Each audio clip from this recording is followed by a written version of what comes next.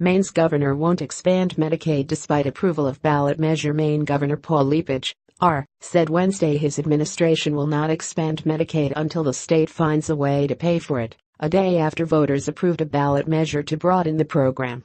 Credit agencies are predicting that this fiscally irresponsible Medicaid expansion will be ruinous to Maine's budget, Lepage said in a statement.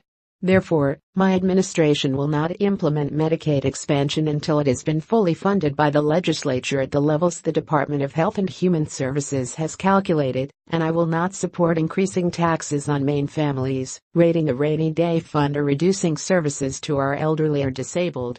Maine voters on Tuesday approved a ballot measure calling for the state to expand Medicaid under Obamacare, the first state to do so through a referendum.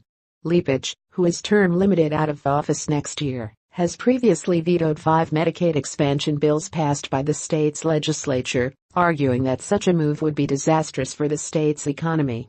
Maine's House Speaker Sarah Gideon, D., said in a statement that the legislature would implement the Medicaid expansion measure and will fight the governor if he tries to intervene.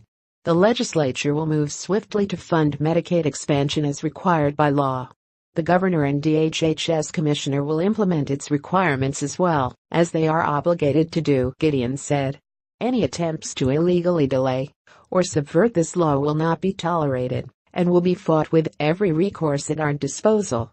Mainers demanded affordable access to healthcare yesterday, and that is exactly what we intend to deliver, she added. Under Obamacare, the federal government paid for the entire cost of states that chose to expand Medicaid up until this year, when that support dropped to 95%. The federal share will eventually drop to 90%. Some of the states that expanded Medicaid early have been paying for their share with taxes on providers. Lepage said expansion will give free healthcare to working-age, able-bodied adults, most of whom do not have dependents.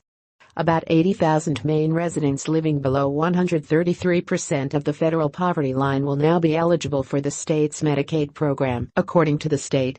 If the measure is implemented, Maine would be the 32nd state, along with Washington, D.C., to expand Medicaid.